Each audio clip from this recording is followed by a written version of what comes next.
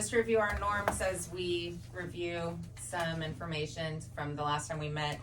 Our phone's going to stay away, keep side conversations to a minimum. We're here for the good of the order. This is student driven and it's also data driven. So that being said, so we're getting to the end of the school year.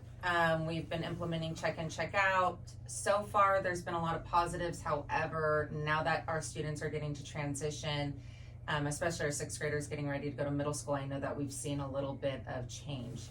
What are your guys' thoughts, or what are you seeing? I think what I'm seeing is they are not really expressing it as much, but I think they are nervous about going to another school. Some of our students we've had for 5 or 6 years, maybe even 7, if they've been here since kindergarten or TK. So I think just the fact that they're going to another site, there's more students, they're not sure where the classes are, they think they're gonna get lost, so there's a lot of anxiety and worry about that. And I think that's just kind of amping up some of their behaviors and their relationships with their peers.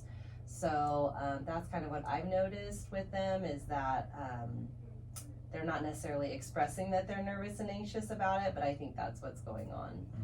I know that our sixth graders is probably our largest African American population right now, because out of the 17 students we have on campus, I think 5 of them are in 6th grade. And we definitely, all of our infractions and the things that we've been getting for the minors in our Google form that we have all been those like reoccurring 5, 6th graders that are definitely having a really hard time. It hasn't been suspendable offenses, but we have done the check in, check out with them. We've done the forms.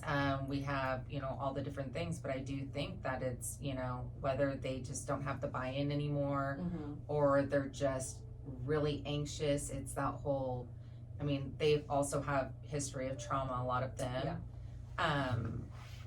And so just trying to figure out what we can do with our check-in, check-out process so that when we get to this next year, we have a plan in place to support it. Because we implemented the teachers for the lower grades as they move on to the next teacher, but we can't do that, right?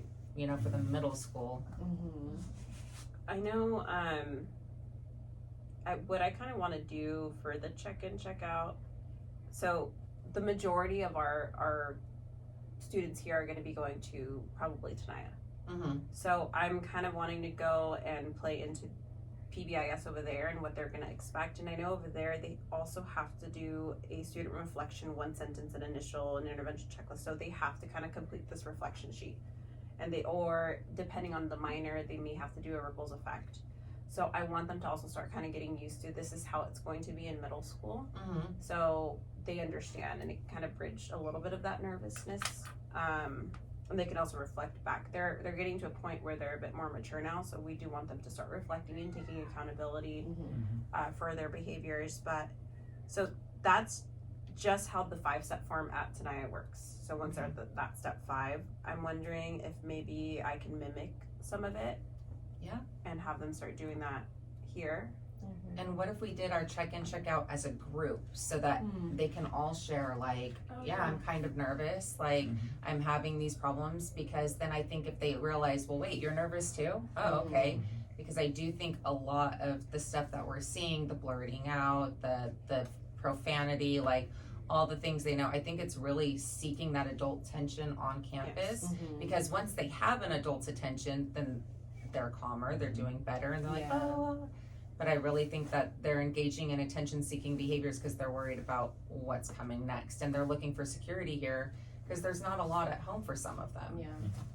And that's what I was going to ask. Can you have like a group similar to like your attendance group? Can you have a group for transitioning to middle school, and maybe have like the last month of school or something in the future, and have like the middle school counselor come in for a quick intro one day, or the campus liaison?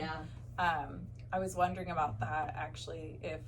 Do campus liaisons like communicate with each other? Like, should they say like, hey, keep an eye on this one for me? Or like, I was, this worked really well with this kiddo. Maybe you should try building rapport with them this way. Because I know for school counselors, we do send them a list of students. So we're in communication of like, hey, these are the 6th graders that we've been working with. We just kind of pass it on to maybe check in or follow up with them. Even after they visited the middle school, just this last week, I went in and did the middle school transition with them again. So they went in April, and then they got the lesson again in May. a lot of students said it was helpful to hear